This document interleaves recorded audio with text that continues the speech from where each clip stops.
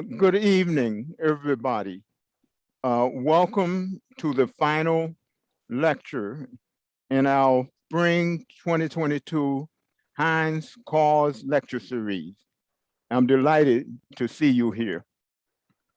Um, Before I get started, as usual, I want to thank the many supporters and sponsors of Cause and its events over the years. Right now, Nico Slade, our department head, has been an extraordinary supporter of our efforts. The dean of our college, the provost, the president, all have been very supportive. And I just want to reiterate my appreciation for their help. Also, I have to thank the Giant Eagle Foundation for supporting me over all these years with the work that I do. More specifically and immediately, thanks to Eva Jean, our program coordinator for Cause. Thanks to Natalie Taylor, our business manager, who takes care of our financial needs and so on. And also there's Shreyans Mehta, who is in the Heinz College, has been helping us with publicity and technical assistance. I want to thank all of them for their help. And most of all, I want to just thank our audience. You guys have shown up at these events over the years, and each time I'm more appreciative of your support. So with that said, I want to move on to introduce our speaker, Dr. Halamat Samatan. Dr. Samatan is a presidential postdoctoral fellow in the Department of History at Carnegie Mellon University. She is also a past postdoctoral research associate in the School of Architecture at Princeton University. She is originally from Ibadan, Nigeria, and she received her PhD degree from Columbia University in New York City.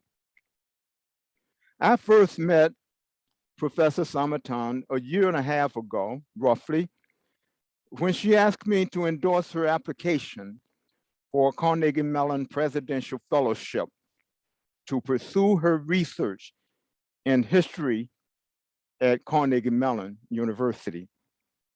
I enthusiastically replied, yes, I would be delighted to support your application and serve as a department mentor.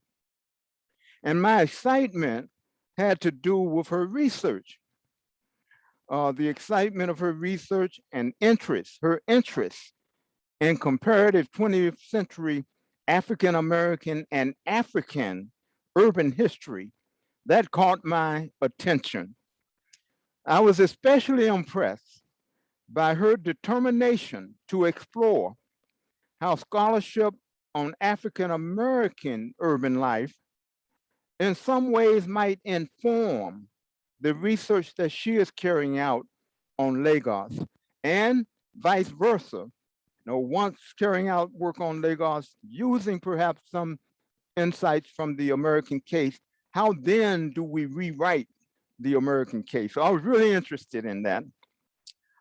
Dr. Samatan produced an innovative PhD dissertation on the city of Lagos, Nigeria, between the interworld war years and the advent of the independence of Nigeria from British colonial rule in 1960.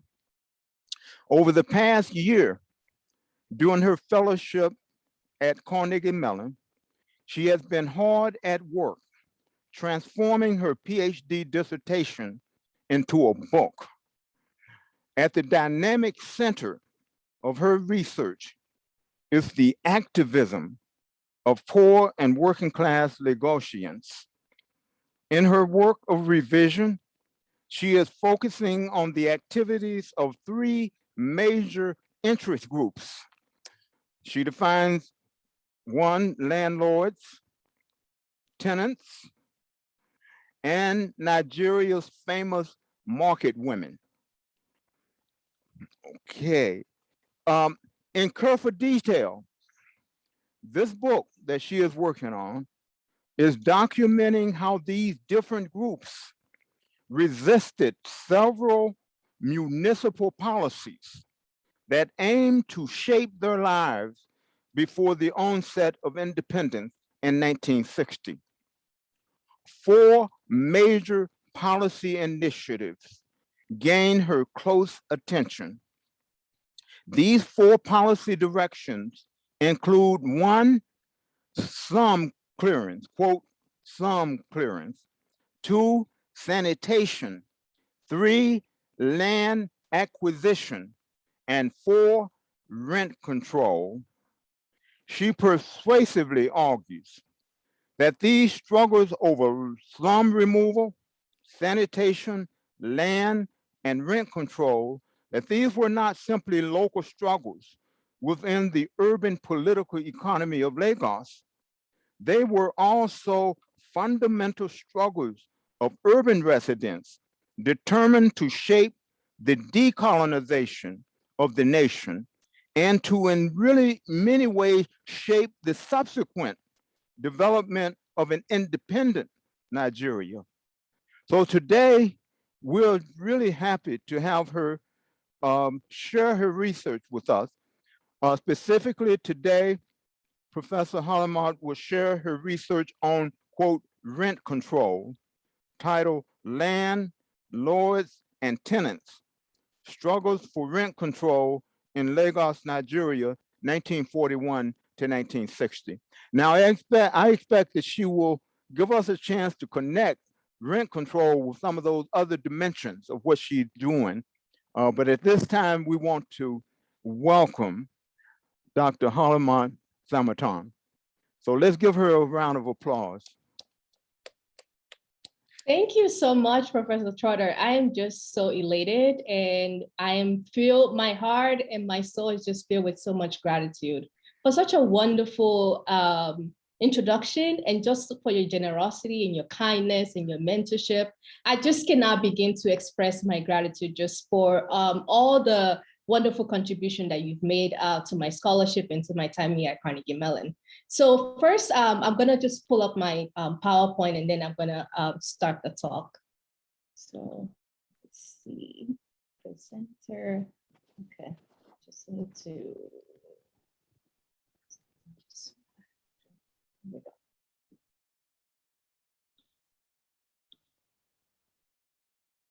Okay. Okay.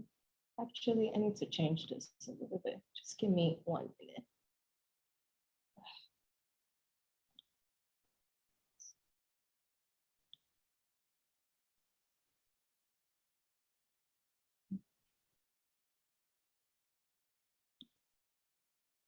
Okay, I'm just having a little bit of a challenge, but I'm gonna fix this. I just need a minute.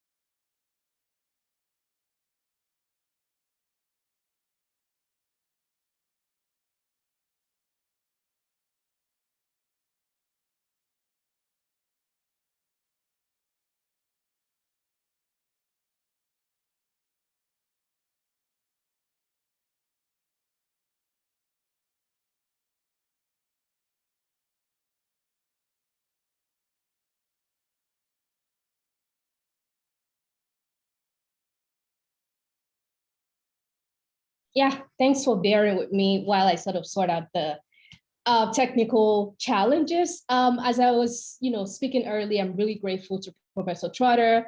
I'm very thankful to the Heinz College for sponsoring the speaker series.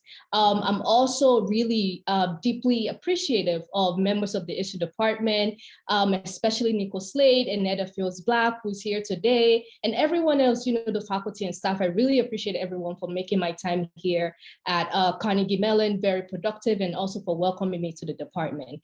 Last but not the least, I also thank Evie Jean for our amazing work with putting this event together, and for constantly sort of responding to my emails and making sure that everything is great with my work. I really appreciate Evie for everything that she's doing.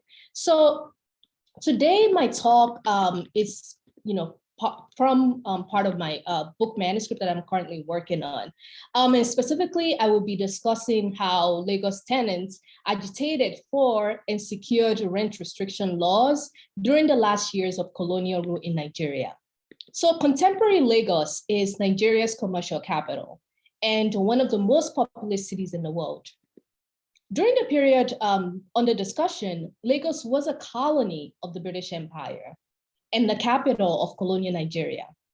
The post-war era in many African colonies also represented the moment of struggles for independence. And in a much more global context, it was also a moment of freedom for people of color much more globally and broadly. And a lot of scholars have obviously looked at the ways in which African Americans struggle for freedom and for civil rights in the US were being shaped by the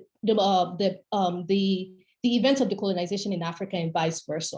So this is, not just about, the movement for freedom. It wasn't just isolated and unique to Nigeria, but was a global worldwide event. So Nigeria became independent from Britain in 1960. But what's very significant is that, while a lot of Nigerian politicians are sort of focused on nation building projects, you have a movement, really a sort of grassroots movement from below by Lagos tenants who insisted that political freedom was incomplete without housing security. And their campaign shaped the government's decision to maintain rent restriction laws and build public housing after independence. So this movement for rent control in colonial Lagos, it represents a case study to engage some of the critical and contemporary questions about housing and the public health of people of color. So amid the coronavirus epidemic outbreak and the massive protests for Black lives in cities across the world, we are also encountering an eviction crisis. Activists are demanding housing equity while they remain anxious about surviving this multiple crises that affect their livelihood and raises questions about their citizenship status. The case of our Lagos tenants challenge rent inflation. It contributes to our understanding of urban movement for equity. So as I mentioned earlier, my presentation is from my book manuscript, which is entitled Decolonizing the City, Popular Politics, and the Making of Post-Colonial Lagos, Nigeria. It is a social history that, sorry, I think I kind of skipped. It is a social history of decolonization in an urban West African city. The book examines how city dwellers experienced and shaped Lagos's transition from a colonial capital to the capital of independent Nigeria. I begin the narrative in the middle of World War II, when the colonial governments began to implement initiatives such as slum clearance to transform Lagos into what they consider the center of the colonial, into an image of a modern colonial capital city. And the book ends in 1976, because this is when the independent military government, which is part of that sort of took over power after the British left Nigeria and continued this modernizing project, when they finally decided to leave the modernizing project that the British started to construct a new capital city in Abuja, northern Nigeria. So my book goes beyond the government's policies to ask how ordinary Lagosians secure their everyday needs during and after Nigeria's transition from colonial rule to independence. I analyzed how three interest groups, tenants, landlord, and market women, debated and reformed policies concerning slum clearance, rent control, sanitation, and state land acquisition. I argue that Lagosians' intellectual debates and street protests ultimately compel the federal government to abandon its long-term plan to govern and remodel Lagos as the center of the Nigerian nation.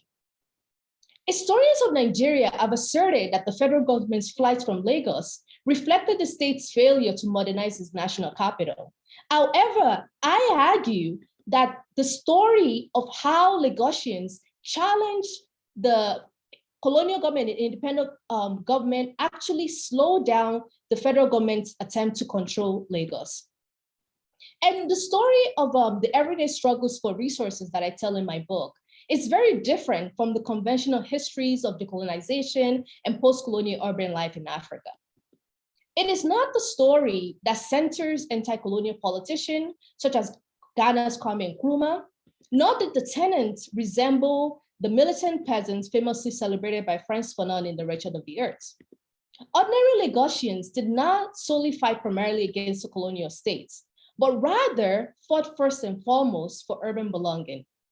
A fight that materialized in their demands for amenities, housing, and political control. I argue that Lagosians ultimately undermined the government's long-term plan to control the city. Additionally, my work contributes to urban history of Africa by demonstrating that city residents were at the center of shaping and changing and reforming municipal policies. Most histories of urban Africa tends to be concentrated on Eastern and Southern African cities.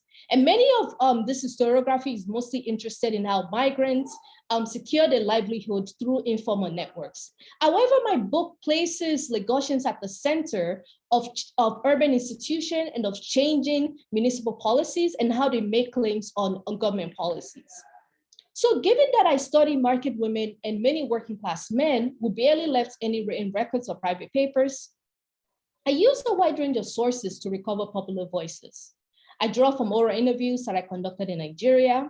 Additionally, I collected court records, petitions, newspapers, photograph novels, and musical recordings from Nigeria, the United Kingdom, and the United States. Together, these sources reveal that city officials and planners did not simply impose their agenda on the residents, but Lagosians competed to influence the city's law, and their efforts ultimately shaped the federal government's decision to abandon its urban vision for Lagos in 1976. So now I'm just going to provide a brief roadmap of the talk that I'll be giving today. So the presentation comes from one chapter in my book, and my goal is to show how Lagos tenants fought for rent control laws from the middle of World War II to Nigeria's independence in 1960 in three parts. So first, I'll explain the socioeconomic context that influenced tenants' campaign for rent regulation during World War II. Next, I'll discuss how tenants used the 1942 Rent Restriction Act, as well as how landlords responded to the policy. And lastly, I'll demonstrate how Nigerian politicians attempted to resolve the tension over rent control by constructing houses for low-income male workers and their families during the 1950s. I argue that while rent restriction law did not resolve housing insecurity, the law is an evidence of how tenants were able to influence urban policies. So the first section of the talk is mostly going to describe the living condition in Lagos that preceded the making of the rent restriction law in 1942. But before I discuss how the tenants sort of pushed the government to pass this law, I want to sort of talk about the administrative structures in colonial Lagos that was responsible for making these policies after the people had sort of demanded for it. So one of the things that's very unique in this chart that I created is that the governing strategy in colonial Lagos is very different from the infamous indirect rule that the British applied in many parts of their conquered territories. So instead of installing or using existing indigenous leaders as their proxies, the British governor, in this case in Lagos, depended on another British officer who was known as Commissioner of the Colony. And in this case, the colony referred to Lagos. So this was, a British official who sort of served as the middleman between the people and the governor. And he received the petitions that colonial subjects was sending to the governor about different grievances that they had. So the Lagos Town Council is also another really important component, because this was an institution that the British put in place to apply metropolitan British laws, which they believe would contribute to their civilizing mission in Lagos. And that institution essentially attempted to undermine the existing municipal administration, not just municipal administration, but the indigenous governing structure that existed in Lagos, and also the indigenous sanitation practices and policies. And I can talk more about that during the Q&A. But what's important for the Lagos Town Council for us to know is that this institution is very critical when it comes to the act of constructing and maintaining private houses. So underneath the Lagos Town Council, which was controlled by the British, the Commissioner of Colony, were key organizations who basically mobilize different constituencies in the city. So one of the most important one that I'll be discussing today is known as the Egbelu, which in English means town committee. And this is one of the organizations that is connected to the indigenous community in Lagos, but also represented a lot of the homeowners in the city. And then you have the Lagos Market Women Association that organized the majority of the women in the city who were traders. And the traders, they were also homeowners and tenants. And the key figures in the Lagos Market Women Association were also members of Egbelu. And last but not the least, you have tenants who did not initially have a central organization. They mostly relied on newspapers and petitions to express their grievances. So it's also important to note that, at the time, many of the African homeowners, they also rented to Europeans, but I'm gonna focus mostly on the Black tenants and the landlord and the dynamic between them, but I'm happy to sort of expand on the the racial dynamic when it comes to property leasing and ownership in Lagos. So as I mentioned, the complaints about rent inflation and housing scarcity didn't just start in the 1940s. It had been ongoing before World War II. But the war itself increased the cost of living, which created a lot of tension and agitation by the renting population in the city. And at the time, Lagos was a colony of Britain, who was an ally of the United States fighting against Nazi Germany. And one of the most important components of this history is that it allows us to shift the lens from the battlefield to actually understand the impact of the war on the lives of everyday people, as well as on the lives of colonial subjects who were, on one hand, defending the British Empire and trying to sort of save the world from Nazi Germany, while they were themselves being subjugated by the British. And this is obviously not a story that's unique to Lagos. It's a story that's part of the histories of people in the African diaspora as well. So this activism, allows us to think about the war's impact beyond the battlefield, as I mentioned earlier. So first, I want to sort of expand a little bit on what the cost of living look like for, an ordinary Lagosian. As you can see, there's like a really, a rapid increase and a shift in terms of the cost of rents and, a lot of imported commodities, in this case, the cement that many people use to build houses.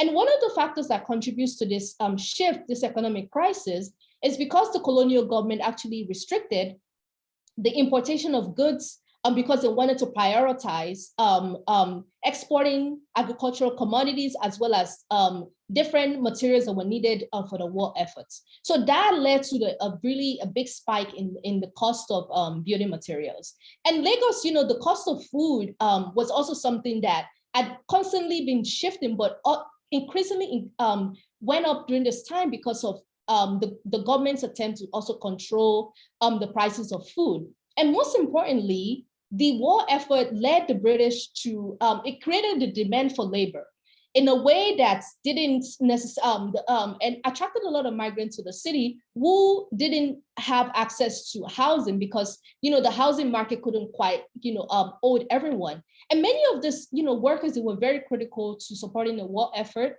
Many of them were working at the ports and they were involved in so many industries that were supporting the war.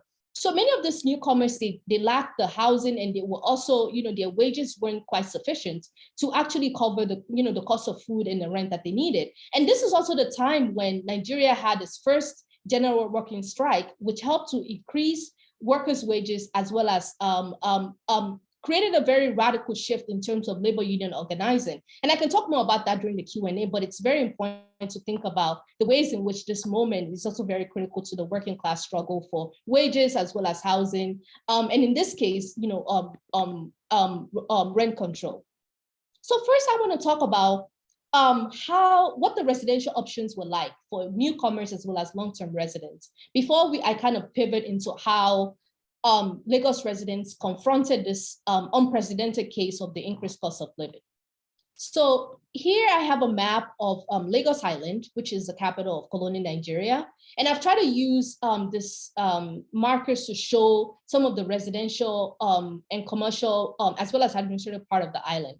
So in 1861, you have the British Navy, they subjugated the Highlands indigenous leaders and made Lagos a colony. And before colonial rule, the indigenous population, they lived in places like Isaleko, which is where the traditional rulers' palaces is currently located. And even after colonization, the indigenous leaders continue to live in Isaleko, as well as central Lagos, which is shaded on the map. And before British occupied and seized Lagos Island, the indigenous leaders, they actually transformed Lagos from a fishing and farming community into an Atlantic slave port city.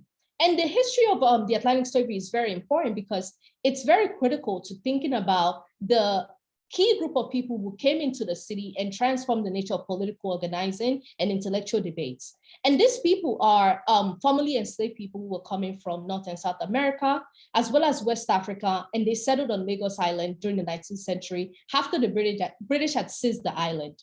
And many of these newcomers, you have a lot of Afro-Brazilians, many of them tended to live in the place called Brazilian Quarter, and that community still exists up till today. As I mentioned, this formerly enslaved people are very important because they help us to think differently about the history of political organizing. And I'm going to expand on that later on. European residence is also very vital on Lagos Island because you have segregated housing, which the British created for themselves in the part of the island known as Ikoyi, despite a lot of local agitation against this, residential segregation arrangements. So as Lagos Island, became densely populated during World War II, many residents began to move to the other side of the island, known as the mainland, across the Carter Bridge. Because many people wanted to live on Lagos Island. This is where the commercial life was based. You also have the social life was sort of concentrated on the island. So everyone was sort of seeking to sort of live here. And this obviously created a situation whereby, you have housing scarcity as well as rent inflation.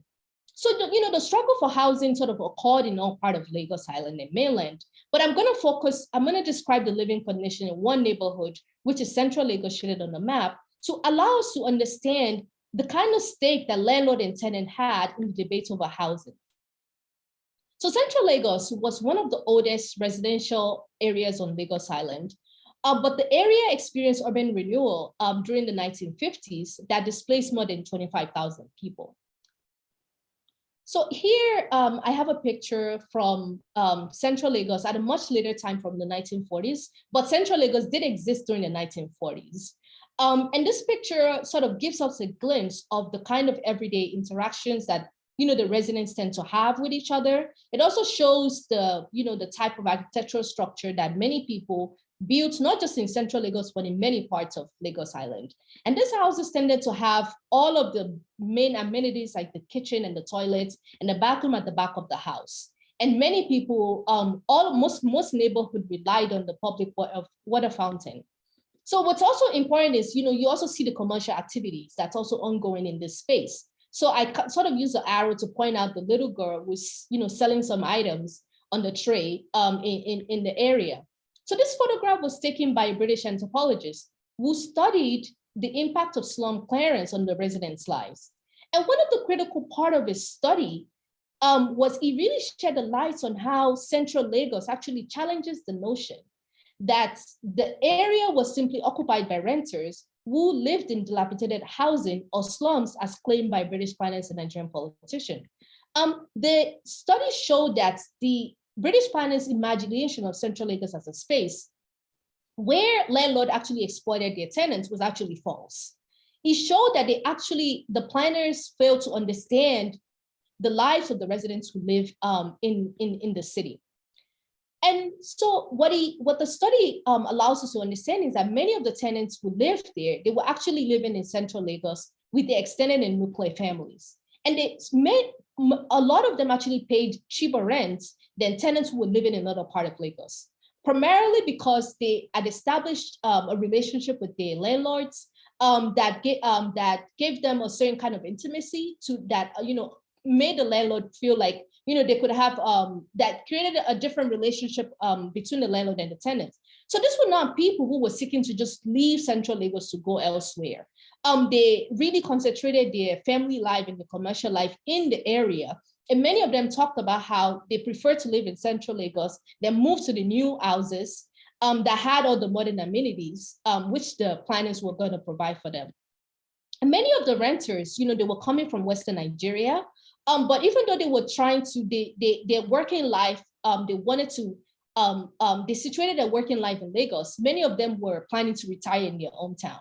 So they used, Lagos was sort of considered a place where they would, retire and eventually build houses in their hometown. So, and the study also illuminates the lives of the homeowners, many of whom were actually connected to the indigenous landowners in Lagos. Some of them were also descendants of the formerly enslaved people who settled in Lagos in the 19th century. And many of them talked about how they were not solely leasing for profit. They, inherited the houses from their forefathers, and they saw the houses as ancestral heritage and symbol of their indigenous identity and belonging to Lagos. So in terms of the, the demographic, the socio-economic demographic of the group, you have working class people, lower working class people, and middle class people, many of whom tend to live in the same house or, or they were neighbors. So, and in a lot of cases, the landlord and tenants were living in the same houses. So that obviously created a very different relationship in terms of intimacy, in terms of familiarity with each other. And this type of relationship existed in other part of Lagos, but it also helps to give more nuances in terms of understanding, the living conditions in the space. And many, and people had many diverse occupation. You have many wage laborers, artisans, teachers, business owners, and civil servants who occupy the space. So I think, when I was thinking about this case study, right, it seems to kind of contradict the notion that, renters in Lagos were having, were being exploited by their landlord and were having issues when it comes to the ability to afford the rent and the rent inflation that's ongoing in the city. I think what this case shows, it is an anomaly case. Because this was a study conducted during the time when the community was about to be decimated. The ethnographic results wasn't a matter of nostalgia, in terms of the ethnographers' interviews with the tenants. I think what this ethnographic evidence shows us is that it challenges a sense of a generalization about tenants' living condition. This generalization contributed to why the slum parents were occurred in this space. But at the same time, I haven't really found any petition from tenants who were living in central Lagos who were complaining about rent inflation in the 1940s. Because in this case, the landlords and the tenants, they had a similar commitment to maintain and keep their houses. But other archival records and oral interviews that I've been conducting since 2017, it actually revealed that many landlords did exploit the increased need for housing during the 1940s. So that reality existed, even though you have certain part of the city and spaces where tenants felt that they had a very different relationship with their homeowners. So in other words, this was a time, going back to, the context that I presented earlier on, the World War II era, when many newcomers, existing renters, they felt very insecure about their housing options. So how did they sort of express this grievances? Many of them sort of turned into the newspapers, and the newspapers were owned by Nigerian politicians. Most of them were owned by Nigerian politicians, many of whom also had a big role to play in the nationalist movement. The newspapers sort of highlighted how many of the landlords were taking advantage of the war condition by demanding 6 months rent in advance before leasing houses to tenants. And you also have, a lot of tenants, they would submit letters to the editors to document their grievances about the real estate market. But what's significant about this period is not just the fact that the tenants were circulating their views in the press, but they also showed it in the first novel that was written on an urban Anglophone West African city published in 1954. So this question about rent inflation also circulated in fiction. So People of the City was published in 1954, but the author, Severine Ikwesi, he began drafting the story during the Second World War. And during this time, Ikwesi was a tenant and he was a radio reporter in Lagos. And Ikwesi talked about how the press complaints about the rent inflation actually inspired him to write a story about extortionist landlords. And the 1954 version eventually focused on Amusha Shango, who is a musician and a tenant and a journalist who is constantly struggling to find his way in the city. And one of the difficulties that he encounters is landlords' behavior and landlords' exploitation. So Shango and his landlord, his name is Lajide, they both live in the same building and they're constantly quarreling over the common amenities. So eventually, Lajide, the landlord, evicts Shango from the house illegally. And what's very critical is that Shango's eviction actually determines his fate in the city. Because by the end of the novel, Shango is unable to find another room and is forced to leave Lagos by the end of the novel. So this novel, People of the City, it's not just significant for allowing us to understand the kind of challenges that tenants had in the city, but it brings new insight to histories of decolonization by highlighting urban dwellers' concerns for resources like housing. So while the characters are engaging in anti-colonial agitation and voting for African leaders who would take over after the British, they're still documenting the anxieties about low wages and housing scarcity, which continue to remain at the center of the plot. So how did the colonial government respond to this popular representation of rent disputes? In 1942, the colonial governor passed the rent restriction law, which prevented landlords from increasing rent, evicting or applying to the court to eject tenants without the approval of the Rent Assessment Board. So the law stated that the people who violated this new act would be fined £100 or spent 6 months in prison. And so the rent restriction act became an opportunity for many tenants to challenge their landlords' insistent increase of the rent as well as exploitative practices.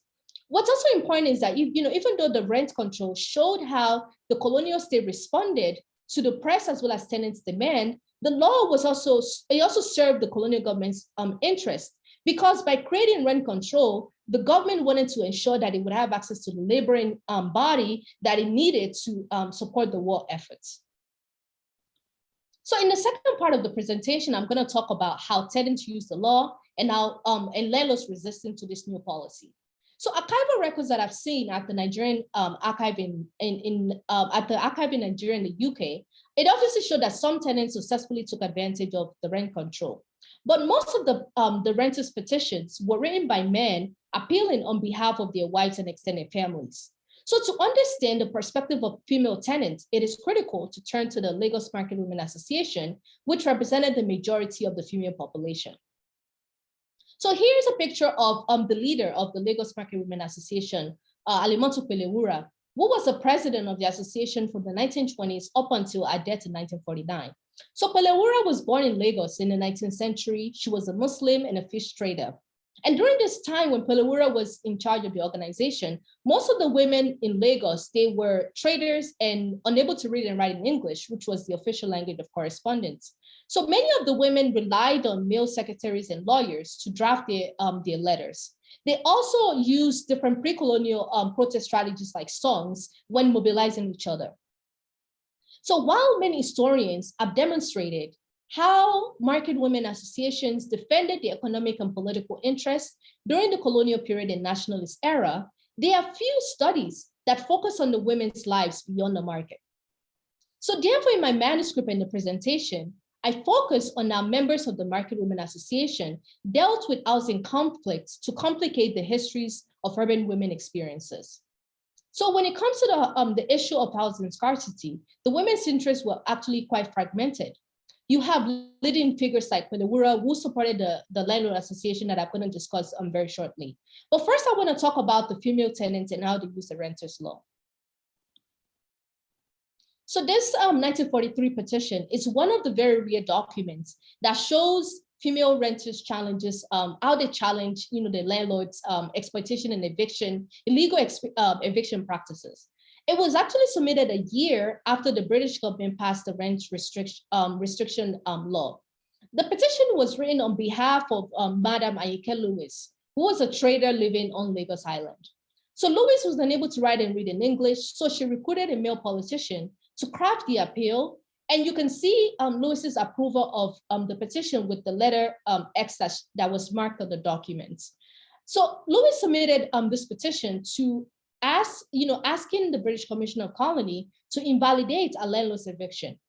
We know very little about Lewis, except for the fact that she was a trader, and it's possible that she could have been selling items in front of the house that she was renting or in a nearby market. But the petition explained that Lewis shared the house with 8 tenants and their 29 co-dependents. Lewis rented the house in November 1941 and signed a 2-year lease. But after a year, the landlord asked the tenants to leave the house so he can renovate it. And one of the most important aspects of this case is that Lewis's landlord actually received approval from the Rent Assessment Board that was supposed to be protecting tenants' interests. So how did he do it? He basically, is the landlord claimed that he wanted his renovation. He gave the reasons as that he wanted to renovate the house, but Lewis actually suspected that the landlord wanted to eject the tenants so he can rent the house at a much higher price to new tenants.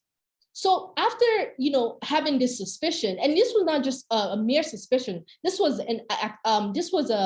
a tactic that many landlords began to use as a way to get around the regulation of the Rent Assessment Board.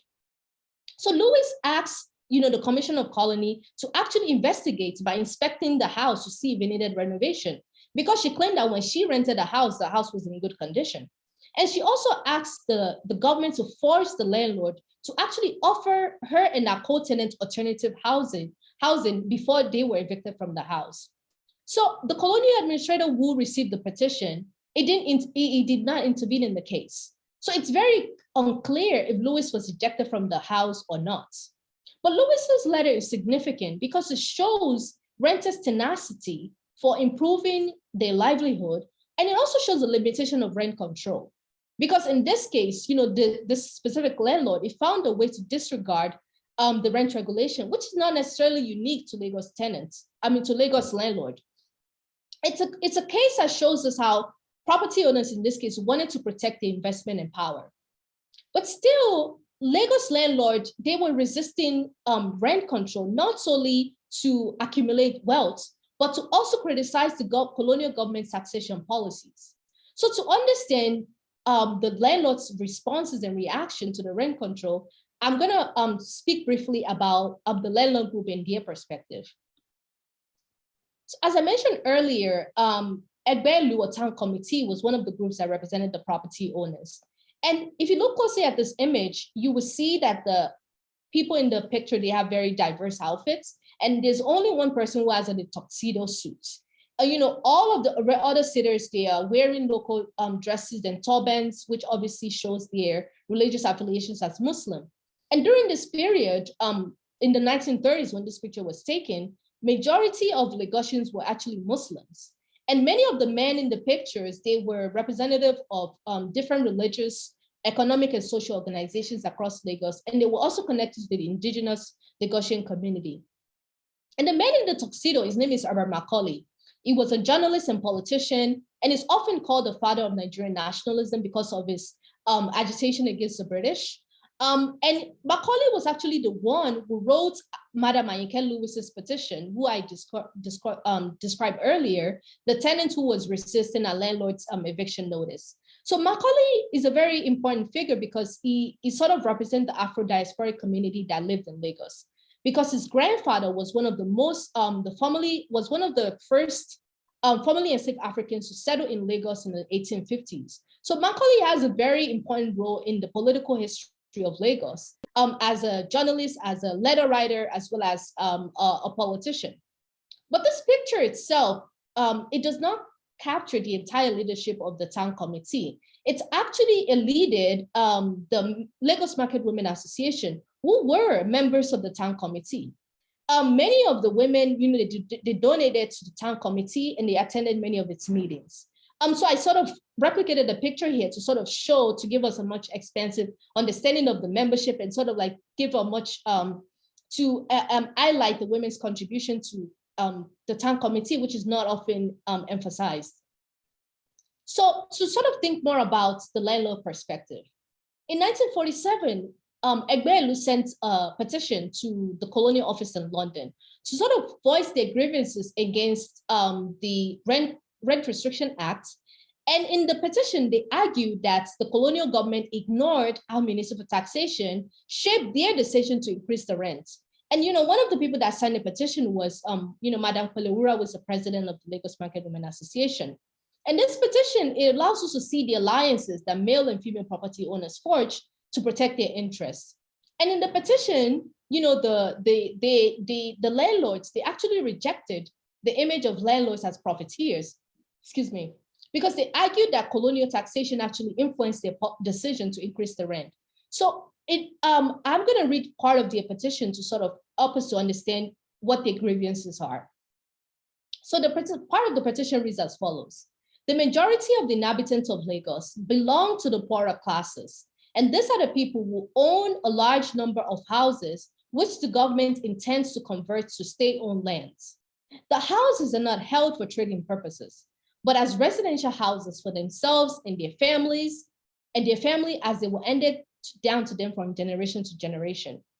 If any portions of the houses are not let out on rents, it is for the purpose of meeting the ever-increasing water rates and improvement rates imposed by the British government in Nigeria to avoid their houses being auctioned by the Lagos Town Council for failure to pay these rates, as this has been the practice for many years past.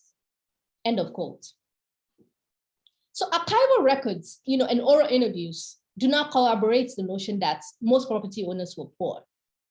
But the evidence did show that colonial taxation and laws undermined the homeowners or even prospective landlords' attempt to accumulate and keep their properties.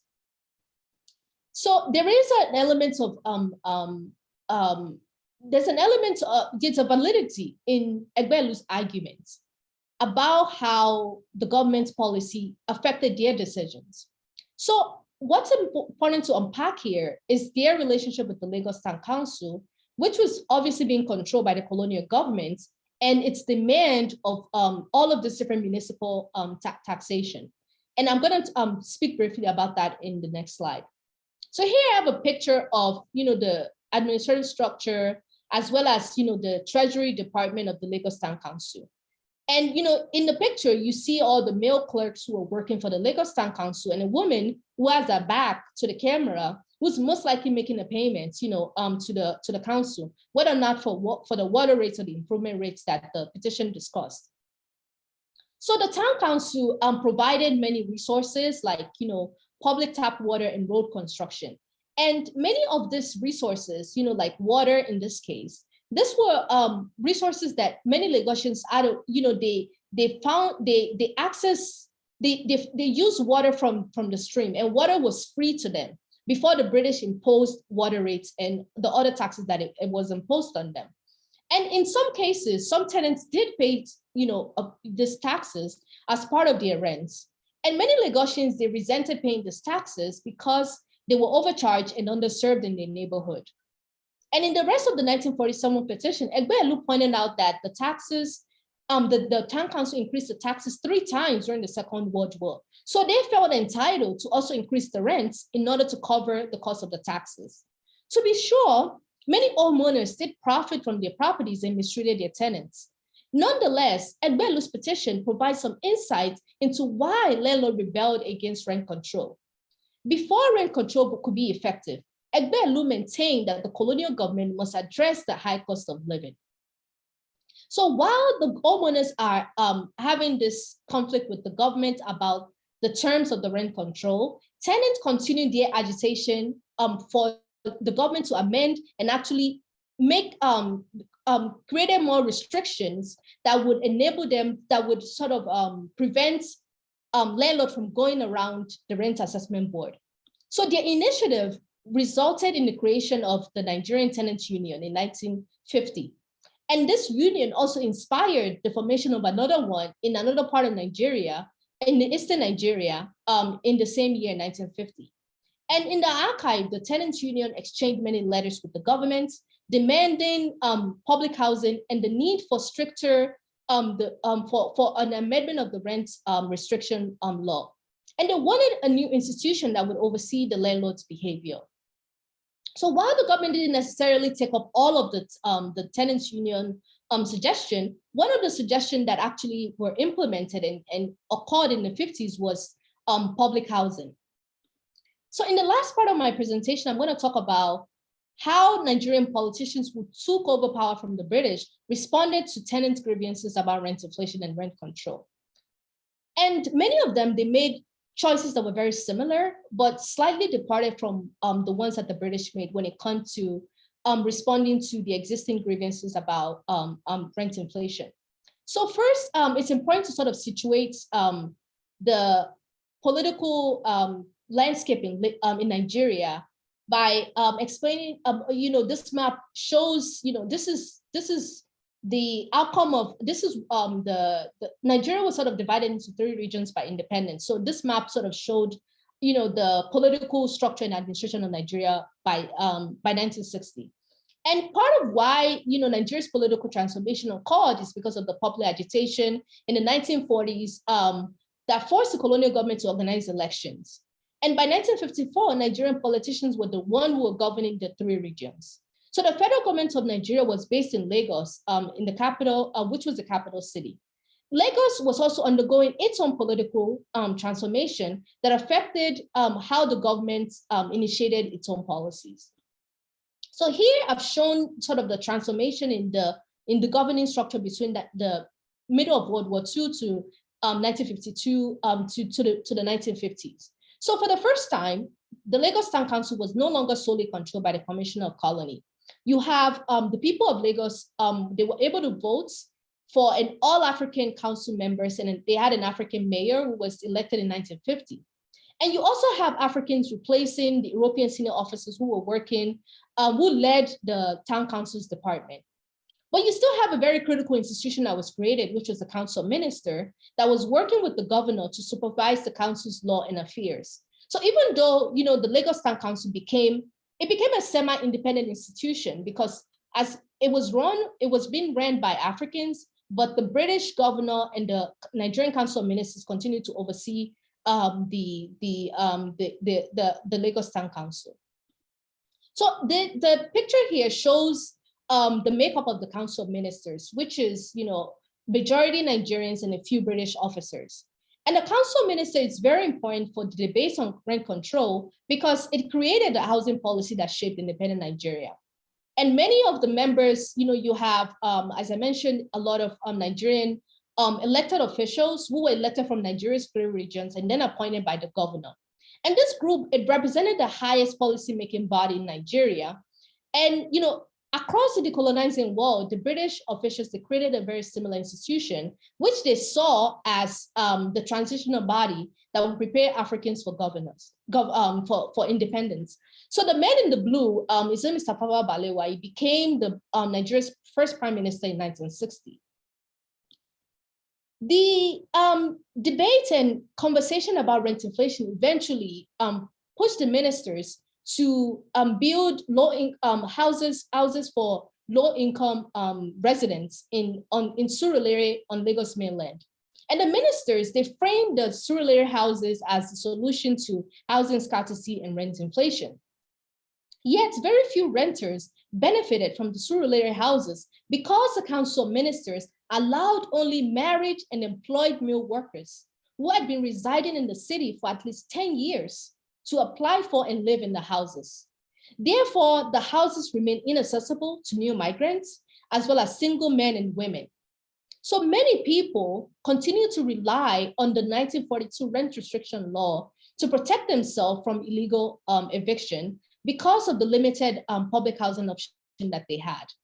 Yet, the public housing is still significant because it allows us to understand how tenant agitation helped to shape the creation of not just the public housing, but also, ensure that rent control remained in place after Nigeria's independence. So in conclusion, the tenants agitation, it didn't resolve many of the problems that they continue to face, which involve, illegal eviction, poor housing, as well as constant, rent inflation, which is, persistent today and not just unique to Nigeria or Lagos, right? It's a global problem. But what's critical is that the tenants, they didn't just work through informal networks to secure their needs in the city. They petitioned, they wrote in the newspapers, they produced fiction, and they created organizations that advocated for rent restriction laws. So the struggle for decolonization in Lagos, it entailed more than nationalist campaigns. They centered on everyday battles for resources, space, and power that remain pertinent until today. The tussle over housing scarcity, it shaped post-colonial Lagos by contributing to the federal government's decision to abandon Lagos for a new capital city in northern Nigeria in 1976. One of the federal government's reasons for building a new capital city was that rent in Lagos was too high and workers were forced to live in squalid conditions. I argue that the state's inability to deal with the local disputes contributed to its decision. The government feels resistance from the homeowners who refuse to adhere to rent control, while tenants continue to push the states for better housing policies. This history also challenges the popular images of global South cities like Lagos as over-urbanized, underdeveloped, and what urban theorist Anaya Roy calls the metronome for slums. In a context where urban studies scholars have situated residents' lives within conditions of poverty, informality, and dispossession, it is often difficult to imagine cities like Lagos as a site where its populous residents push the state to address their daily needs. The case of Lagos renters illustrates how ordinary residents shaped the making of the post-colonial city. Thank you so much for listening, and I look forward to our conversation.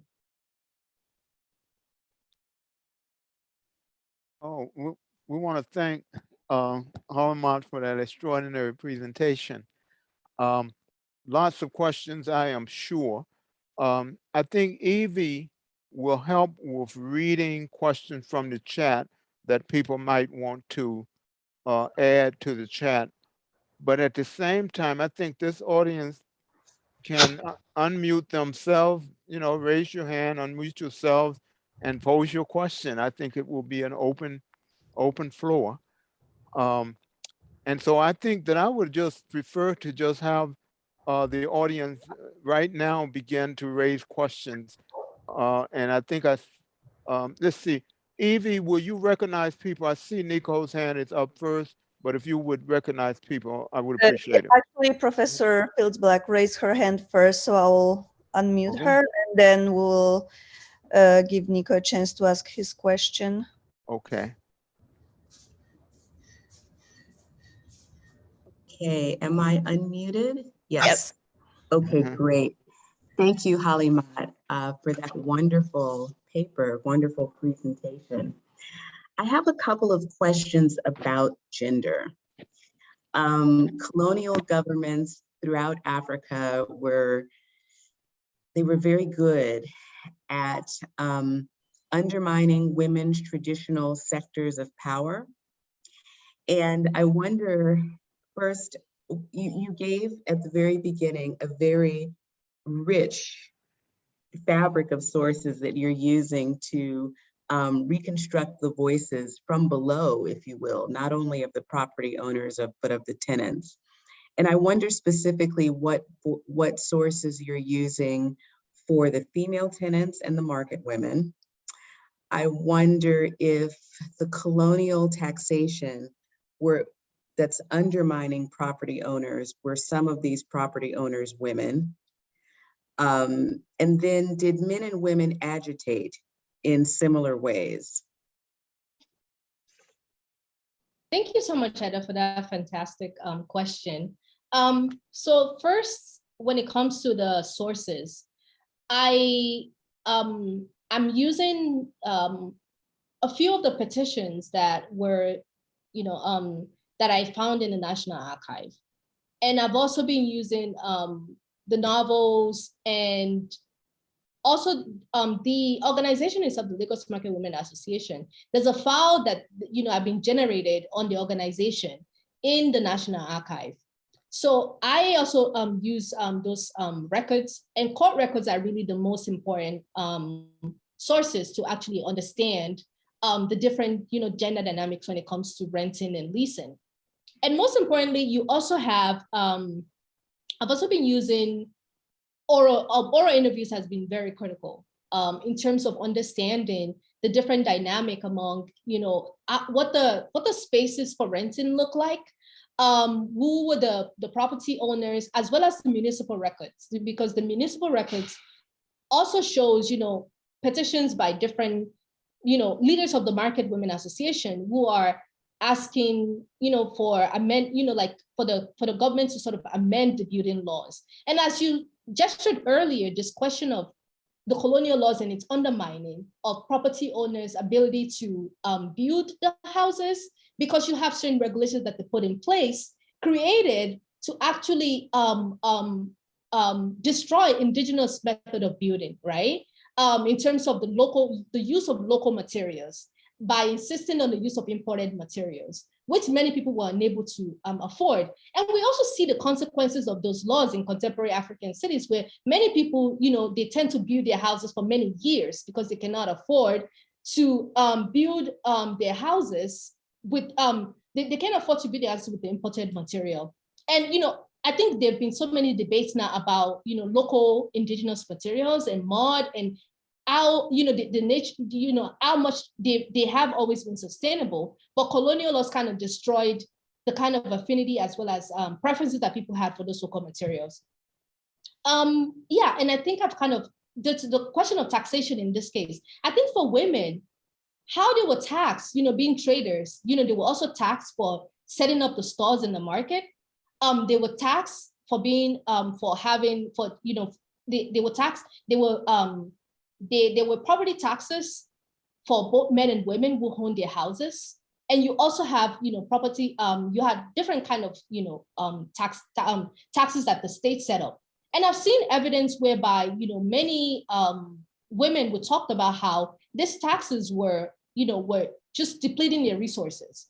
I think the state had this imagination of market women as wealthy, as, having a lot of resource, but the evidence actually showed that very little women were able to sort of build wealth.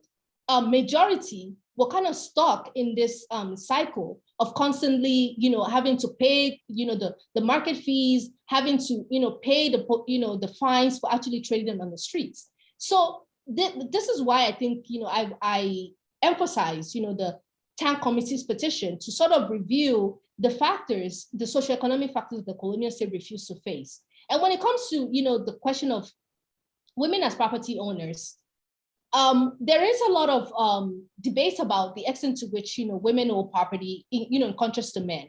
The statistics, I haven't been able to sort of gather that, but the evidence did show that, women were, they own their property in the same right as men. But at the same time, too, there are certain kind of like ways in which certain women, in this case, educated elite women, had to put a lot of extra precautions into ensuring that they will be able to have access to their property after, their spouses died. And, there's also the system of owning property with the extended family. So that's also how a lot of women were able to claim claim the property owner's rights by owning the property with their extended family. Thank you. Thank you. Now we'll have Nico. You can go ahead. Thank you, Evie, and thank you so much, Halimat. It was a real pleasure and a real honor to listen to you and to learn from you. And I want to thank you for sharing this presentation with us, and also just thank you for joining us. It's been such a joy to have you as our presidential postdoctoral fellow and to have you in our community. And I think I can speak for everyone in the CMU crowd who's here, and that we want to stay very closely connected and continue to learn from you in years ahead. So thank you. I have two questions and they kind of cut in different directions, forgive me. One question has to do with the ways in which the key actors who are at the core of your story are being or attempting to be co-opted by other forces. And the reason I ask this is when you started off or early on in your presentation, you framed your story in opposition to a story about Fanon and the people mobilizing from below, or other narratives about who these communities were. And then at a couple points in the presentation, I heard these other forces potentially coming in. So when you mentioned that the newspapers are owned or mostly owned by nationalists and by politicians, and it just made me wonder, how much of an effort is there on the part of, say, nationalists? Are there active socialists or communists around that are trying to mobilize people, organize people? Who else is trying to co-opt and direct the energies of those that are at the core of your story? That's one question I have. And then my other question is, to what degree is this a distinctively a Lagos story? How much is this story also occurring in other parts of colonial Nigeria and other parts of colonial Africa? I'd love to just hear you expand out a little bit to talk about what you see as unique in this story and what you see as constitutive of events and processes happening in other places. Thank you so much, Nico, for that great question. So I'm gonna answer, the first question. I think one of the very unique part of this project that's also quite exciting is that the actors' interests are not, if you look at it from the perspective of the policies, right? You don't get the power dynamics are constantly shifting. Within this context, renters are definitely at the most disadvantaged. But as I mentioned earlier, in this, when thinking about the context of the slum clearance, which is also tied to this question of rent control, the tenants in Central Lagos, they are under the double jeopardy, right? Because on one hand, they are part of this group who are experiencing a lot of housing insecurity. Now, they also have the government's attempt to quote unquote save them by destroying the house that they live in order to move them to better houses. But the government's policy actually undermined not just their well-being, but their socioeconomic resources, right? So in that context, the slum clearance context, the landlord are also at a disadvantage just as much as the tenants. So in terms of, thinking about the narrative, it's so hard to, it's not a story that just, it's about heroes and villains, which is like clearly divine. The power dynamics are constantly shifting. And I think that's one of the exciting part, as well as the challenging part in terms of like how to position it for readers to sort of understand the dynamic of how, when we think about the policies, we actually get a very, very, very different story of what's happening. And I'm actually, very thinking about Nathan Connolly's book, Word More Concrete, who, also, was trying to understand, and, he's writing on Miami.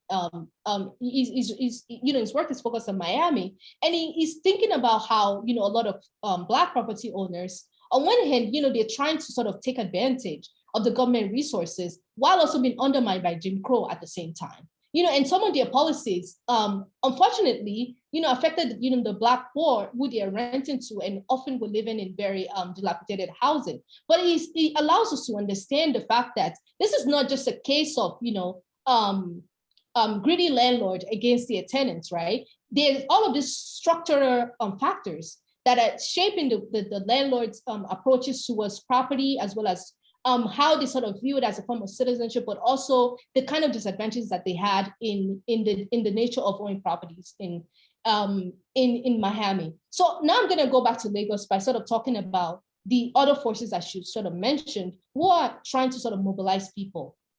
So the trade union is one of the most important group that raised, as I the first general worker strike happened in Nigeria in 1945. And that strike enabled the government to raise the cost of the wages, and also contributed to the public houses that were constructed in the 50s. But I think one of the challenges that the trade union had in terms of its ability to mobilize for renters' rights had to do with the fact that some of the members of the trade unions also, they were landlords, right? So their interests were often at stake when it came to how much it would agitate for renters' rights.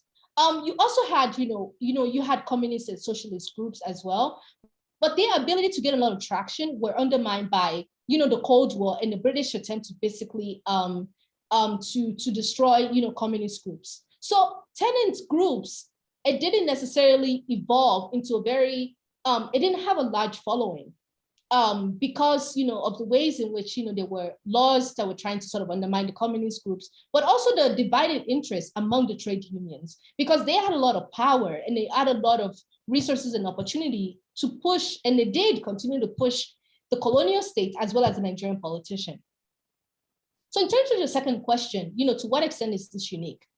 The nature of Lagos as a space where homeowners and renters are existing in the same place, or how the dynamic of the colonial taxation that affected the landlords was not unique to Lagos. This is also a story that you can find in Ghana. This is a story that you can find in many parts of West Africa. But the ways that Lagosians attempt to landlords' ability to control their property is a very unique story to Lagos, not just to Lagos, but a lot of West African countries, right? Which, you don't have the same story in East African countries where, settler colonialism led to many indigenous owners losing their land.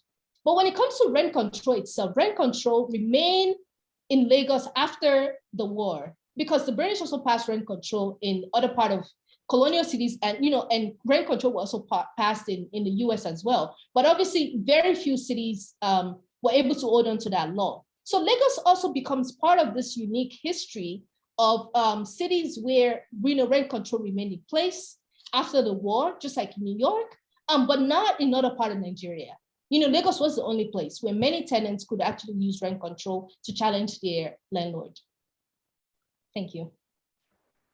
Thank you, Halimat. Forgive me if I mispronounce your name. We have the next question from Dr. Asamoah. Thank you. And yes, you did pronounce it right. I want to thank Dr. Samotan. Did I pronounce it right? I want to thank you on two counts.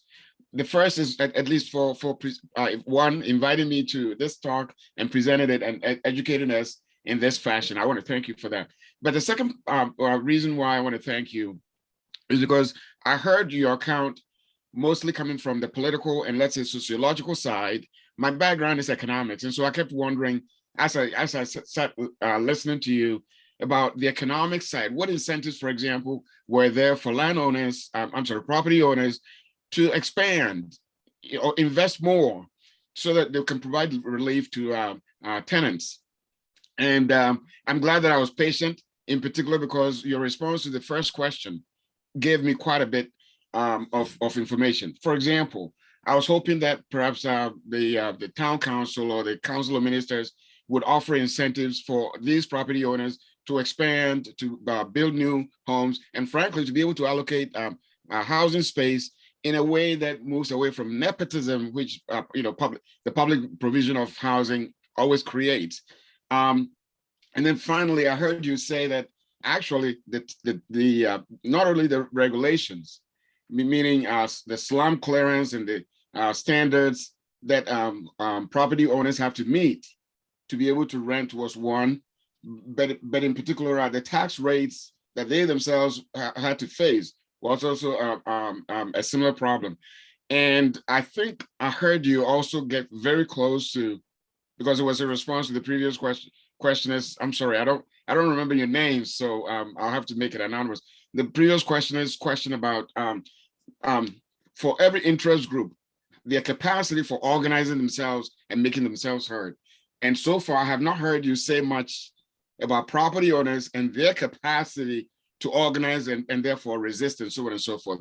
So what I'm learning from all this is that it was really interest group interaction or agitation.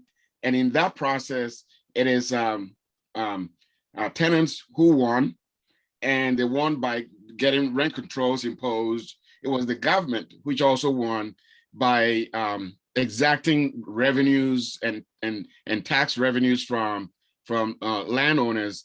And it leaves the question of, and frankly, I think it became the background to a lot of all the difficulties that many governments, by the way, I happen to be from Ghana, and many of the accounts that you relate do resound. And I agree that there's a common pattern in many of these development problems that we're having. But my point is that the government's own response sometimes actually exacerbates or intensifies the problem rather than provide avenues for expansion and responses to these questions. So frankly, the only question I was going to ask you, but as I indicated, you did answer, was whether you had any bits of evidence that would give us an idea about the economic response, as opposed to the social. Letters to the editor is today's what do you call it? Social our social space where we connect, and also, of course, the political agitation was the political response. I'll just keep quiet and hear your response. Thank you so much, Dr. Asamoah. Thank you so much. It's such a delight to have your perspective as an economist as well as a West African into my talk. And yeah, I think you are absolutely right that the colonial government, the federal government, the independent government refused to actually think about the root causes of why rent was so high, why there was housing scarcity. And this is not unique to Nigerian government. This is part of the political landscape and the atmosphere that we're in, given the lack of attention to what the public, what the people in the grassroots have to say about their condition, with politicians thinking that they can actually tell people what their problems are, and they continue to sort of provide solutions that do not even come close to addressing those problems. And it's absolutely true that the property owners, they are also suffering from the taxation, from the building laws, from the town council's regulation. And that continues up till today, in the sense of the challenges that many people have to go through to actually even have been able to finish building their houses, because they constantly have to come into all kind of, regulations that are quite, they're colonial laws, they're not necessary and sustainable for housing development and growth in many of the spaces and cities. But what's also interesting and important to note is that part of, why rent control did not necessarily, you didn't have a lot of stricter, you didn't have a lot of amendment to it, was because some of the people who were politicians who were elected in the town council were homeowners. So they still were trying, they were not, rent control remained in place, but the landlord, they still found ways to sort of maintain their power when it comes to the level of government policy. But that did not necessarily resolve the problems that they had, the economic issues that they had. With also living in a country whose economy is very much dependent on, on exportation and on, being underdeveloped, given the context of the ways that the British, set up the economy and how it persists, and it's like an export-driven economy, right? So that problem doesn't go away, but I believe that the landlord was still able to maintain their power and continue accumulating in a very difficult and in a very limited atmosphere, in a very limited landscape.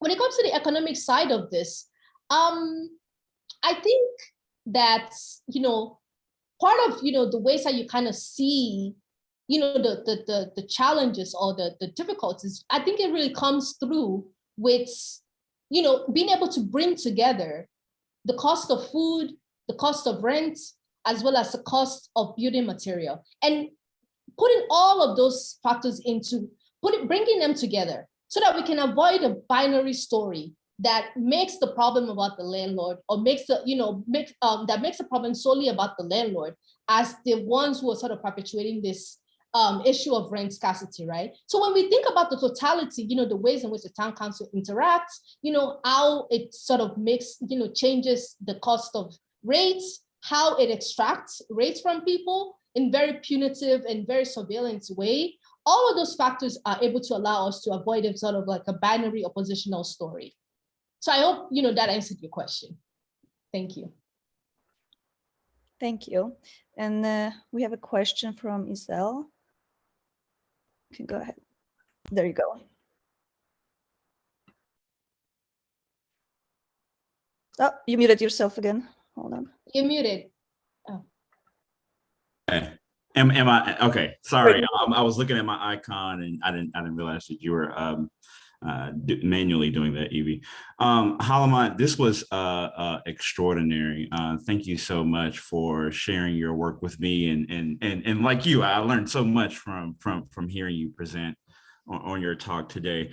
My question has to do a little bit more, and we talked a little bit about this when I read a previous draft of one of your chapters, along the lines of health, particularly with one of the sub-themes that you're interested in, this question about sanitation and slum clearance.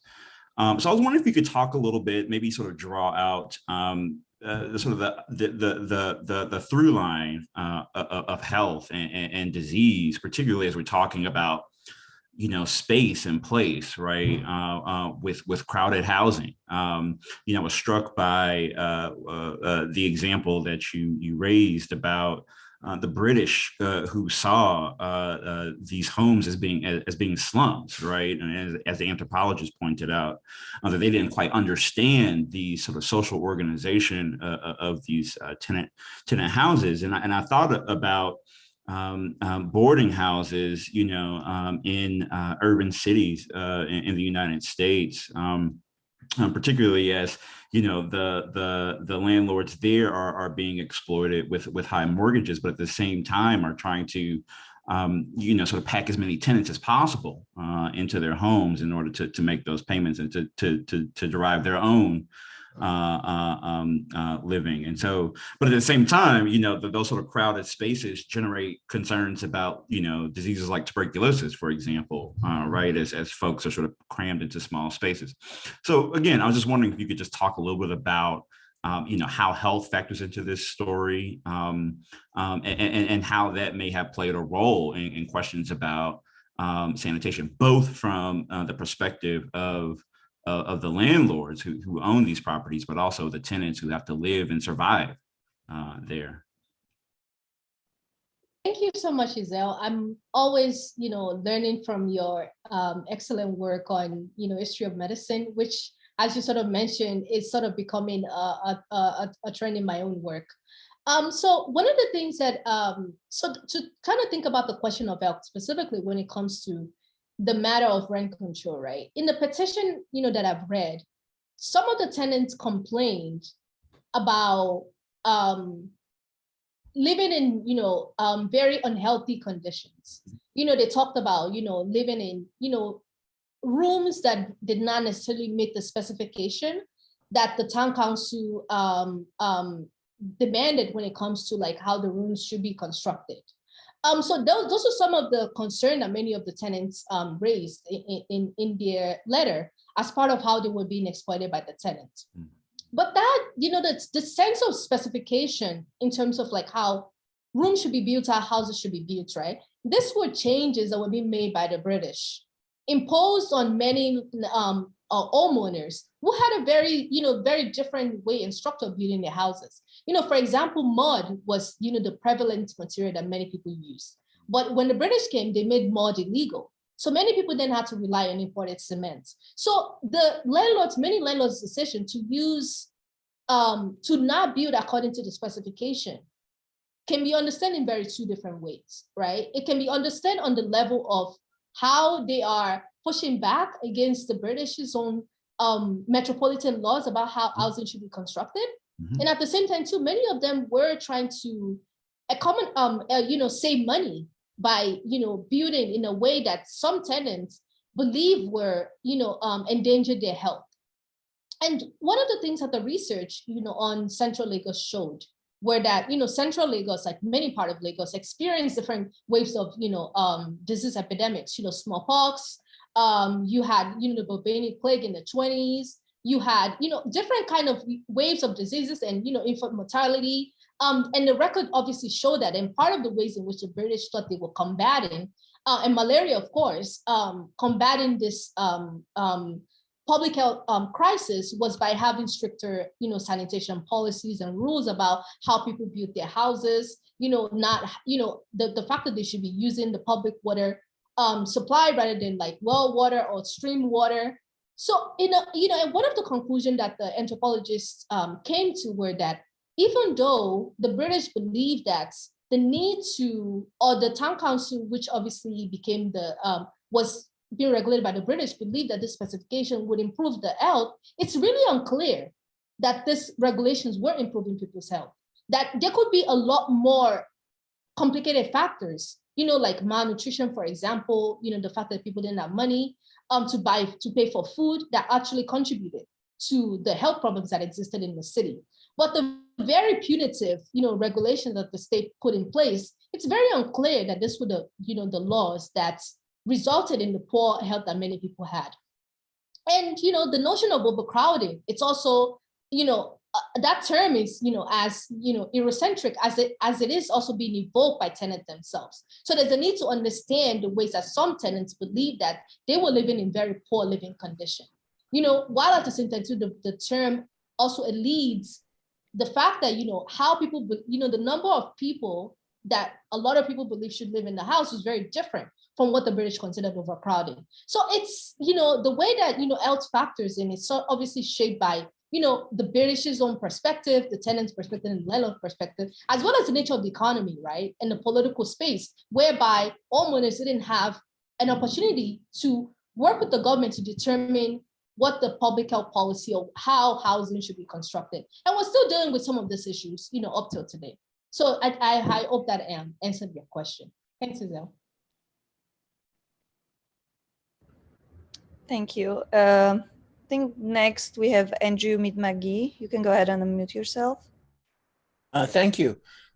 First, I want to congratulate Howard for a very successful fellowship year. And I'm afraid I had to sneak in a little bit late, so I missed the first part of your talk. And I hope you haven't addressed this point yet, but I thought I would go ahead and ask it anyway. I know from conversations with you and having read some of your work, your really interesting interconnection of social history, letters, and petitions looking at issues like slum clearance and rent control. But I know you also spend a great deal of time poring over maps and the physical infrastructure and thinking about urban fabric.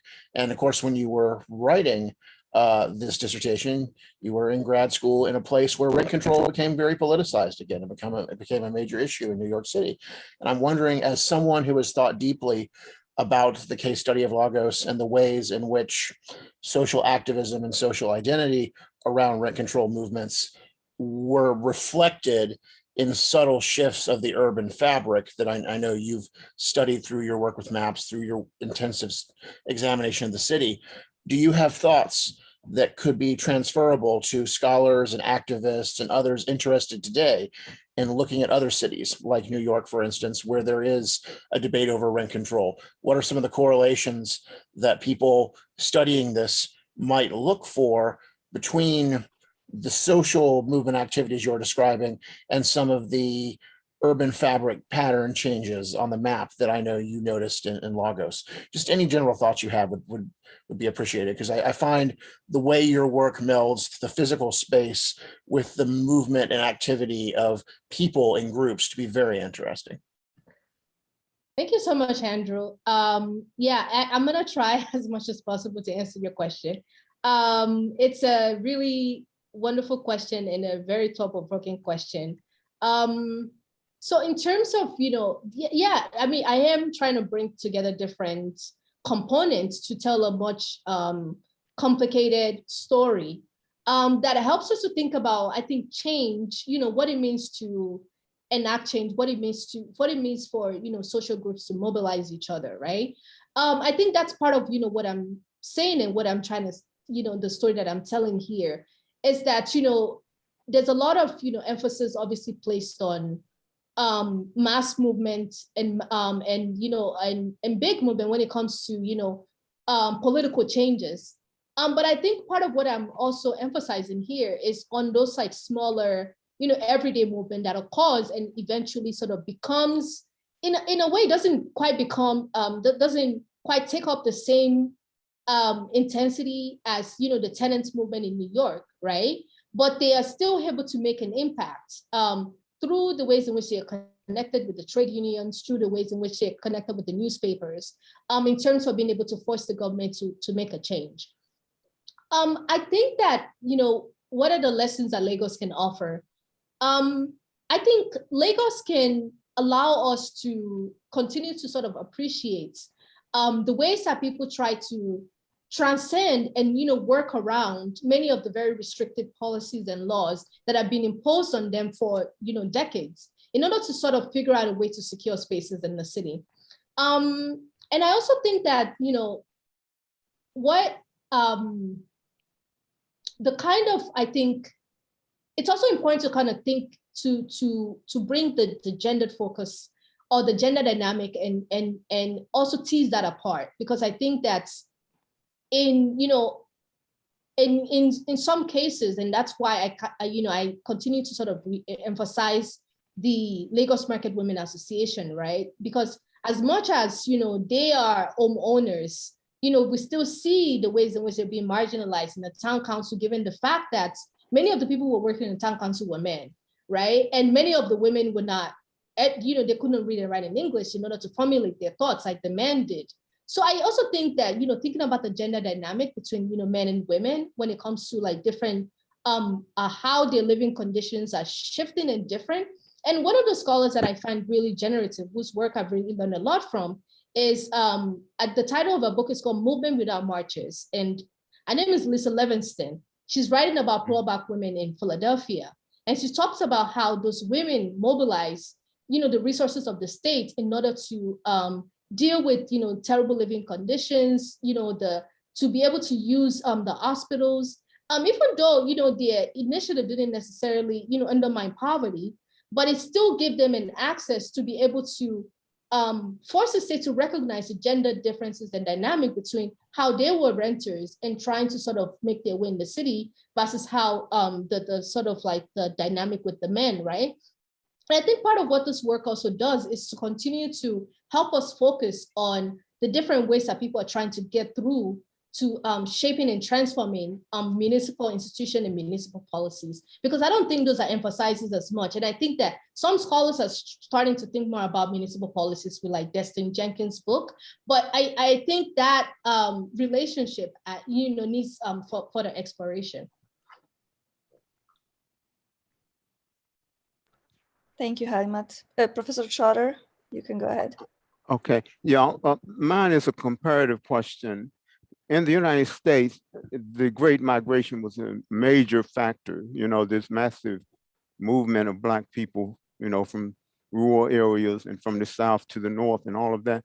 I'm wondering if you could say a word or two about the dynamics of migration into Lagos at the time that you were studying it and how that impacted relationships within the city.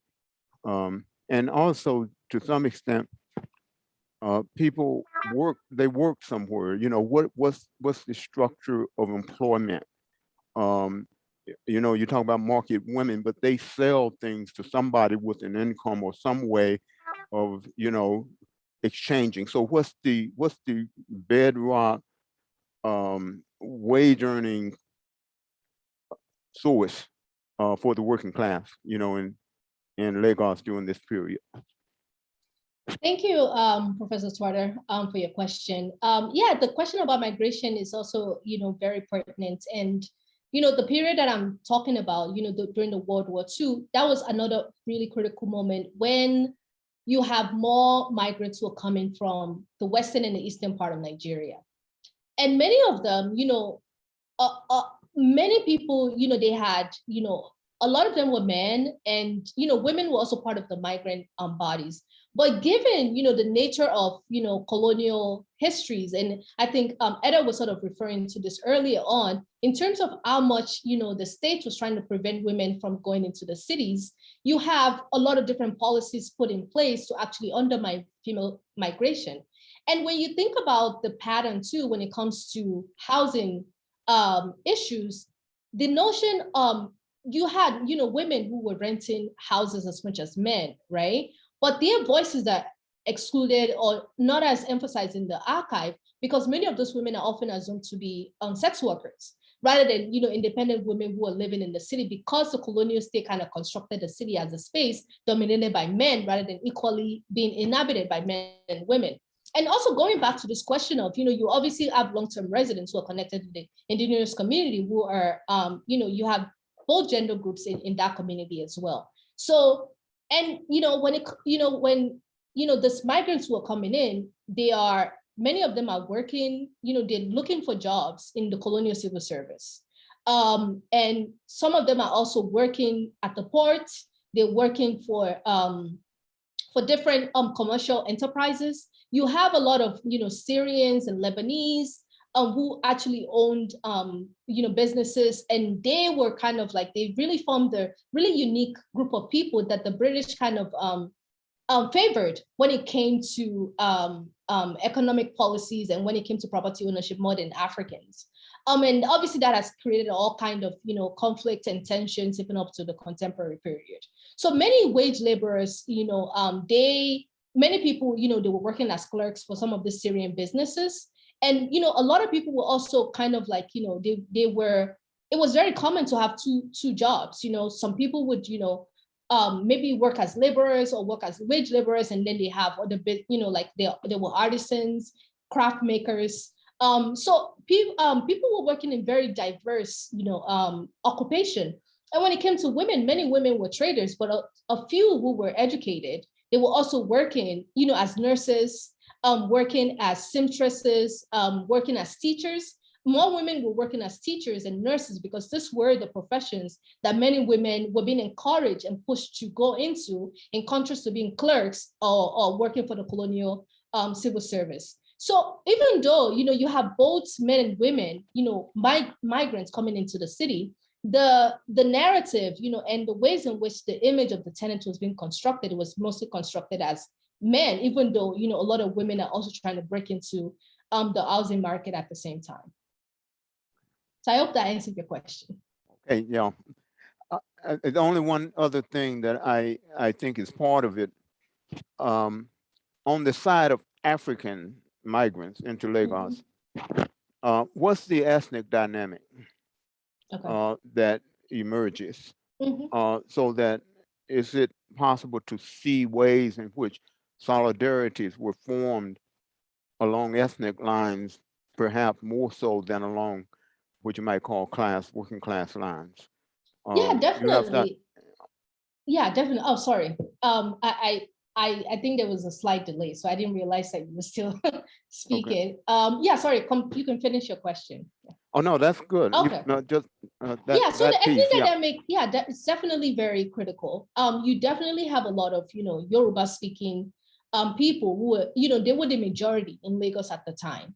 And you have, there was a slow number of, Igbo speaking people from Eastern Nigeria, whose numbers were also expanding at this period.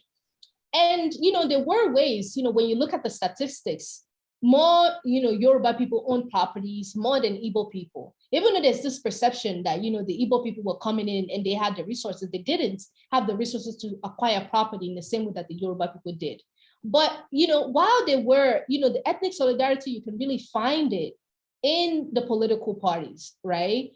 Which, you had, the sort of different political parties that sort of forged themselves on ethnic solidarity.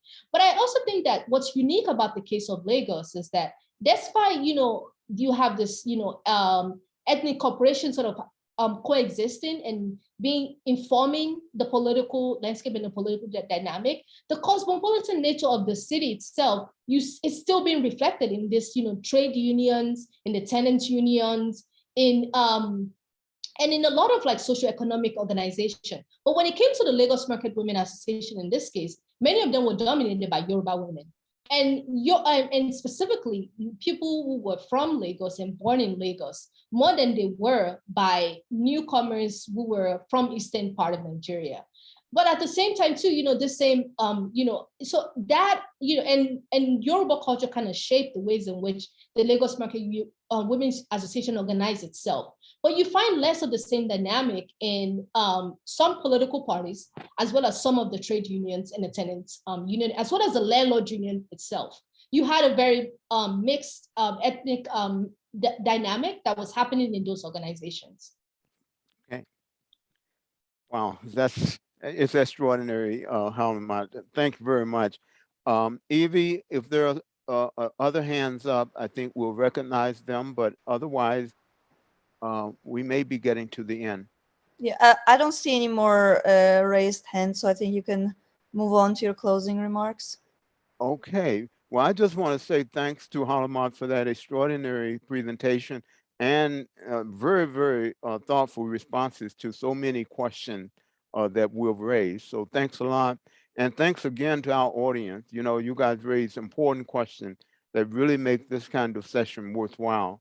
And talking about learning, I feel that I've learned so much from interacting with Halimad over the year, and listen to her talk today and her responses. It's just been very, very satisfying. So thanks a lot, and thanks to all of you, and enjoy your weekend. And we'll see you probably next year for our next set of speakers, but we'll see you around. Thanks very much. Thank you, everyone. Thank you so Okay. much. Thank you. Okay. Bye. We'll adjourn. Okay.